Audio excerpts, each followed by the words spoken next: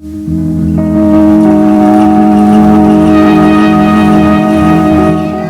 everyone, my name's Hannah and today I'm going to be speaking about what it's like working at a startup as a designer. I've been with a health tech startup for 2.5 years now, and I've been with them since they didn't have a product essentially. Yeah, no product was, tangible yet. I was there at the very beginning, and along the way there's been so many things that I've learned that have changed the way I work, changed the way I communicate. I almost wish there was this sort of video when I started. I look to YouTube for a lot of information these days, so I guess this is kind of fulfilling the need for my past self. So hopefully for anyone who is thinking about joining a startup, especially during these strange times, yeah, I hope this is helpful. I think with these tips you can take them as a designer's point of view, or you can take it whether you're a developer, a marketer, a product owner, etc. So yeah, just take everything with a pinch of salt. It's obviously my interpretation of things, it's my experience, so yeah, just a little disclaimer there. So yeah, let's go.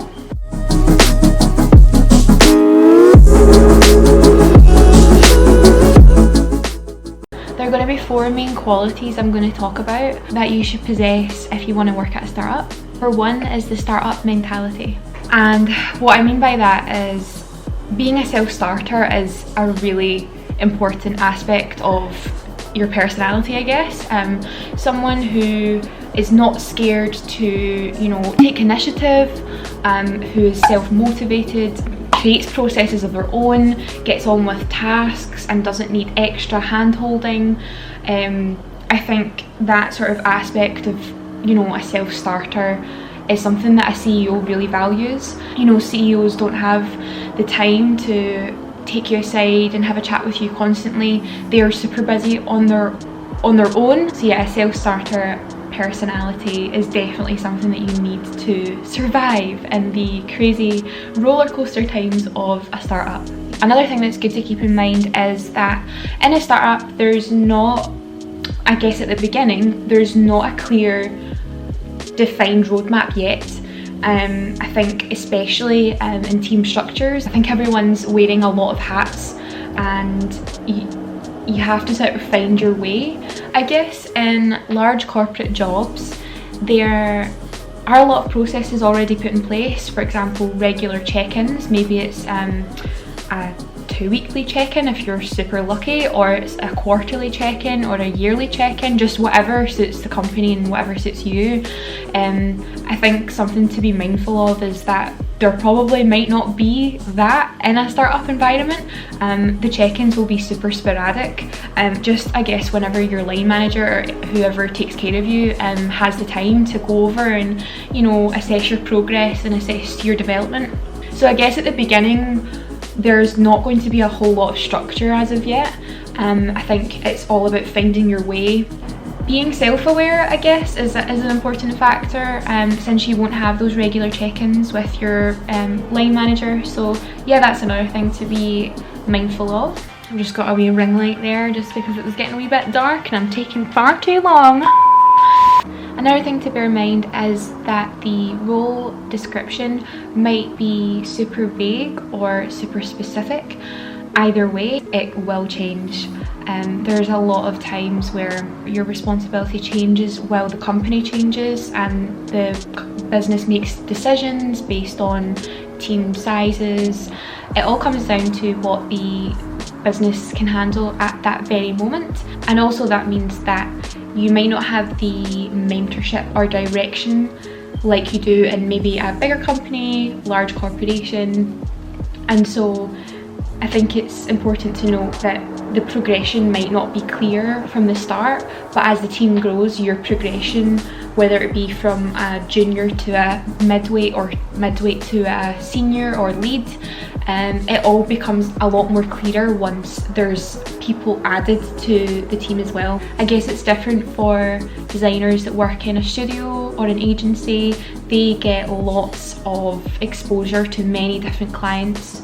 The projects can vary, I mean, from 2 to 3 months to maybe even a year. It really depends, and it's a great way to build your folio very quickly.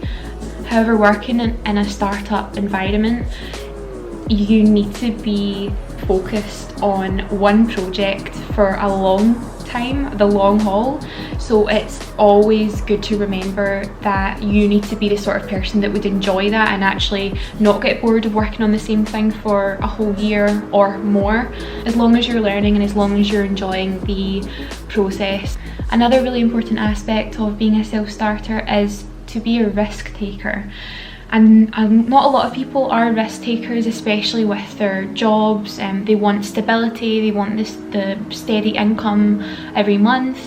Startups naturally attract risk takers and people who enjoy a challenge, people who aren't scared to jump into the unknown, I guess. And startups is a total risk. There's not a lot of startups that actually succeed. It's a very small percentage that actually grow into a sort of growth medium-sized business. So I guess it takes a person to not be scared to invest their time and energy into a business that might not succeed, but is there for the journey, they're there for the experience, that sort of thing. Another aspect of a self-starter is you do not want to be a cog in the wheel. You don't want to blur into the background, you don't want to, not have your voice heard. When you join a team like that, you will have the opportunity to voice your concerns, voice potential issues, bring up great ideas. In a larger company, you don't really get the autonomy or responsibility to make bigger decisions.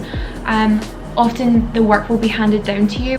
So yeah, there'll be opportunity to iterate frequently, learn from real life feedback. Whether you are testing a digital product, you'll be able to initiate those user feedback sessions. You'll be able to initiate brand development. You'll be able to initiate a lot more rather than working in a larger corporation where there's loads and loads of processes and it takes ages to get anything done. Another really, really important thing that I think my team value as well is having no egos. There's no room for it, there's no time. Everyone listens to each other. My team are so amazing. They are super friendly and open and honest, and yeah, just very motivating as well, and positive. So I think when you're working in a smaller team, it's impossible to get anything done, anything productive done if there's egos involved, whether that be, oh, someone didn't like my idea so I'm gonna take it out on everyone, or spread negativity. I think it's so important to not be precious with your ideas, and everyone's going to have different opinions and perspectives, so it's super important to take a step back and reassess, is this the best solution for the business? So yeah, no egos and no bad energy.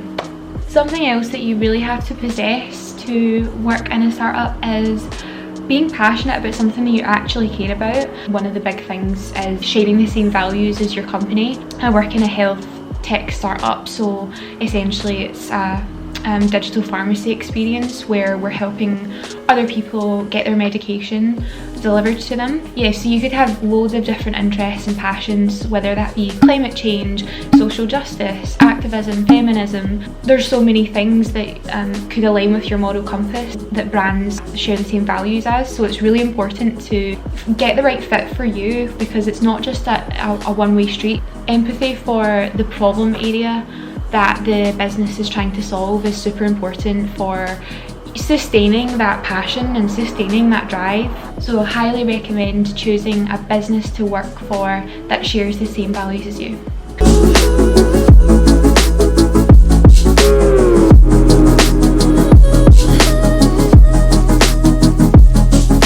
When I got the job, I actually had no clue that my journey was going to end up like this. I was actually hired as a graphic design intern, and did a bit of marketing. I obviously did graphic design and for socials and website stuff, and then the product was built, and then eventually I trickled into product design, user interface design, user experience design, which is what I'm kind of working on right now. That's where I'm positioning myself in the kind of product team. But it's so important to know that you're going to wear a lot of hats throughout your time there, and at times it can be so stressful. There's so many times where I've stayed so late to try and meet a deadline, to, you know, get a pitch deck sorted for the next day, things that I actually maybe were not qualified for. We just did them anyway because who else was going to do it, especially in those early days where there was about, you know, 10 people in the whole company. But this is all good news because you can then say I, you know, helped with marketing strategy, I helped with product roadmap planning. All of these things adds to your experience, so it's not ever a loss, it's definitely a gain every time. I guess if you're in that position where you want to gain experience through a lot of different things very quickly, I think a startup would be perfect for you. Number 2 is adaptability and resilience. One huge thing I've learned is UI and UX are so vast, and you know, I do a bit of both at the moment. You can totally specialise in UI full-time and you can specialise in UX full-time. Doing both at the same time is super helpful to understand the full picture. User interface is definitely more detail driven, more technical. Since I come from a graphic design background, it's all about the finer details and the kind of the usability of the product, whatever you're creating or making. So yeah, the UI side of things is essentially building the application, visual design, the user interface, how it looks and how it reacts. Whereas user experience is a lot more bigger picture thinking, all about, you know, quite a lot of psychology, user flows, information architecture, user testing is a huge one as well. All of these things 100% overlap with one another, which makes it really helpful to do a bit of both. However, I've honestly realised that there's so much intricacies to both aspects, which has given me so much exposure to all different sides of product design. So for example, I'm part of a lot of feature planning, product roadmaps. I get to work directly with product owners and developers, and even marketers as well.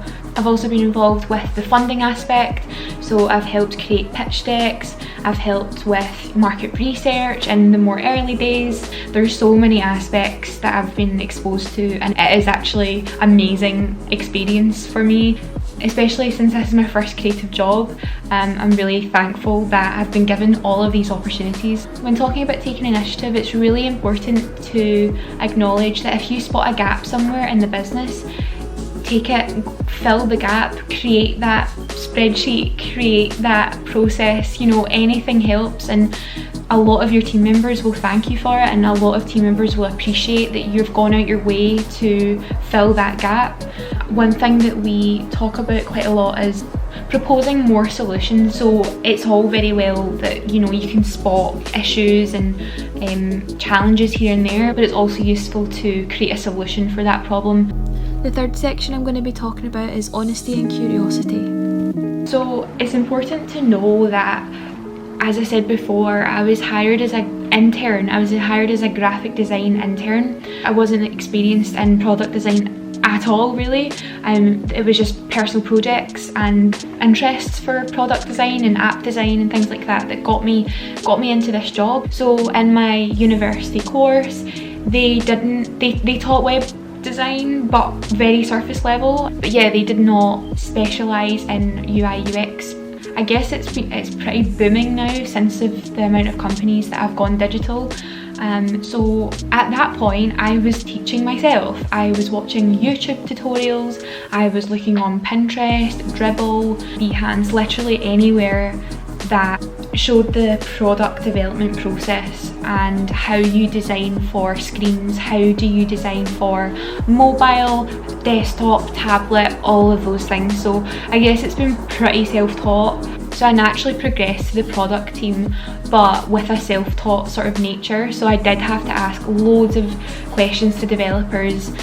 We have developers from bigger companies who've had exposure to other teams, so they had lots of experience with pushing live products out, user testing, and yeah, just hassled them a lot and just tried to learn as much as possible and ask loads of questions. It's good to keep in mind that you don't know everything, not everyone knows everything, everyone has different niche skills, and so that's the beauty of working with a multidisciplinary team, is that there's so many brainy people that come together and have the same drive and the same purpose. So definitely do not hesitate to ask questions to product owners, marketers, and especially developers who will work with you all the time. Curiosity is a huge thing as well. Stay curious and investigate and do detective work in your field, in your industry, but also out with your industry.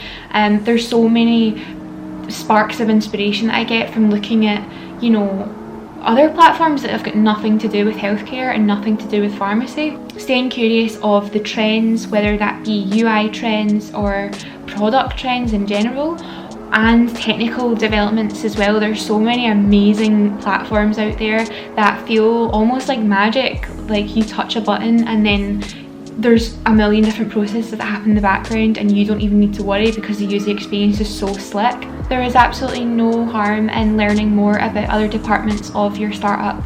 It all feels down to the same product anyway. So yeah, stay curious and stay honest. Number 4 is sustainability balance. What I mean by sustainability balance is work-life balance and how you can sustain that throughout your working life.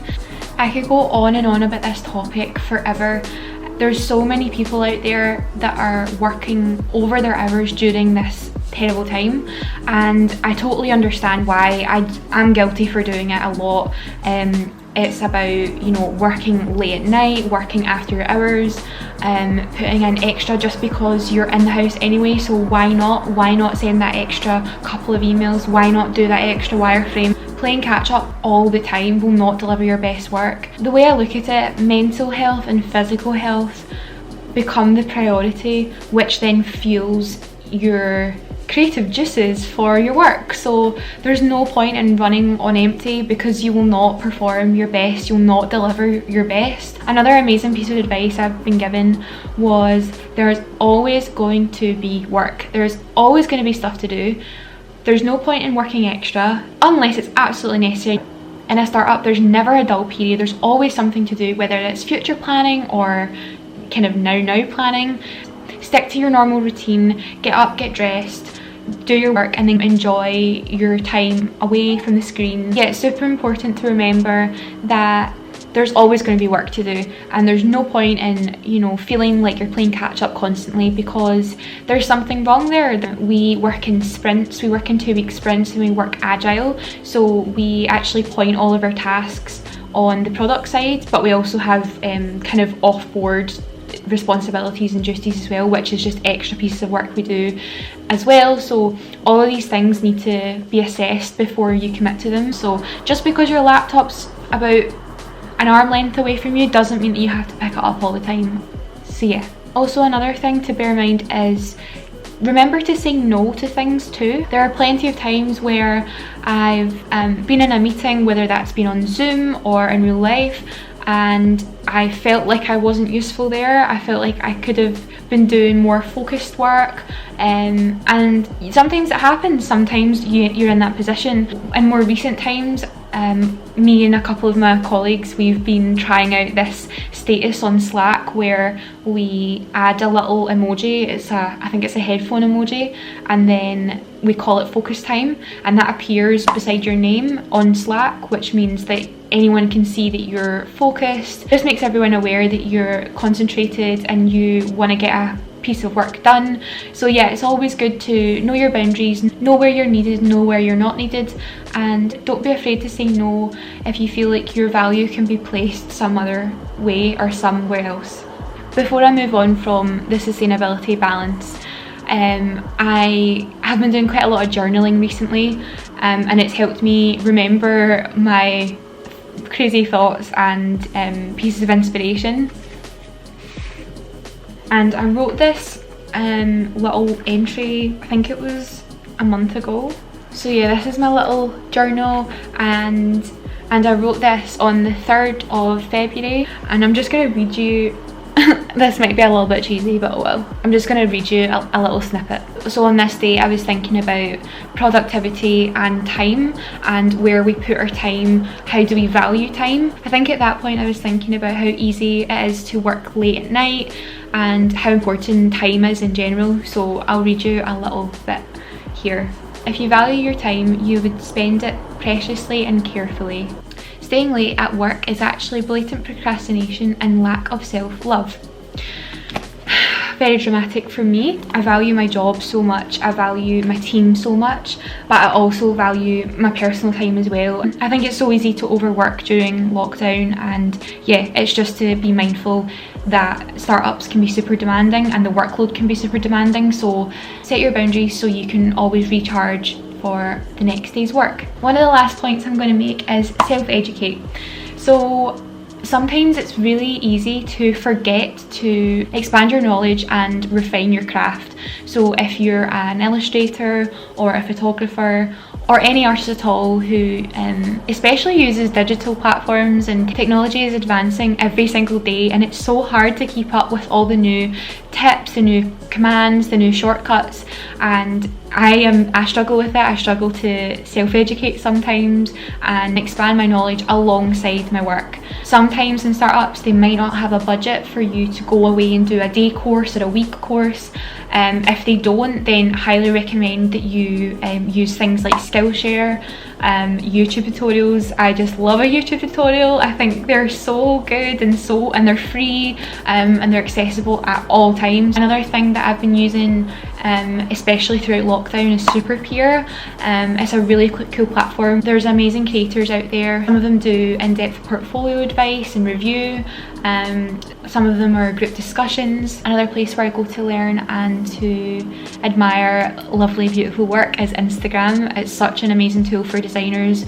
TikTok is a huge one as well these days for sharing small videos on little tips, for example Illustrator tips, Figma tips. So yeah, there's so many platforms out there that you can use to learn new things and refine your craft alongside your normal daily workflow. When transitioning from a graphic designer to a UI/UX designer, I came across this book. It was recommended to me, and look how scratched up that is. It's fallen to pieces.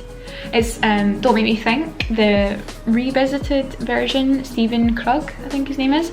It's literally fallen apart. There's like I need to sellotape it together, but this is so good for learning the basics of web design. It's got loads of different suggestions in there. Don't get me wrong, it's actually quite old. I mean, some of the interfaces are very 2010, maybe earlier than that. It says it was copyrighted in 2014, but anyway, it's a common sense approach to web usability, and it goes into detail about user journeys, psychology of users, why they choose to make decisions on online platforms, and yeah, it's so good. I literally talk about it to everyone. So yeah, this is another thing that's really helped me expand my knowledge on user interface and user experience design as well. Okay, so I think we are done.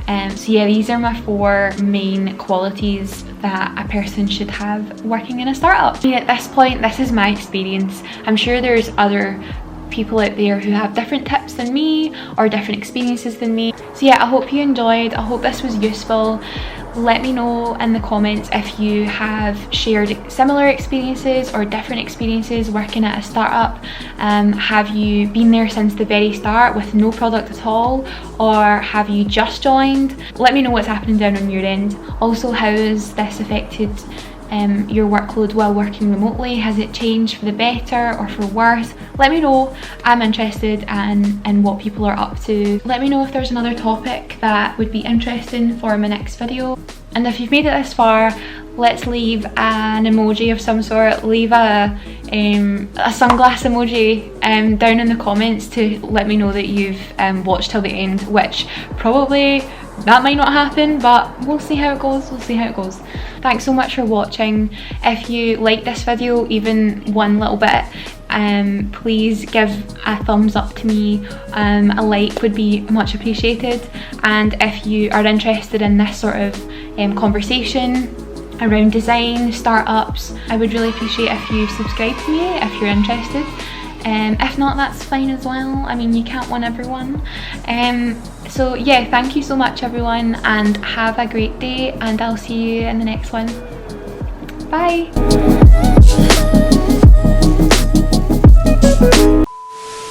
Oh, this is so cringy.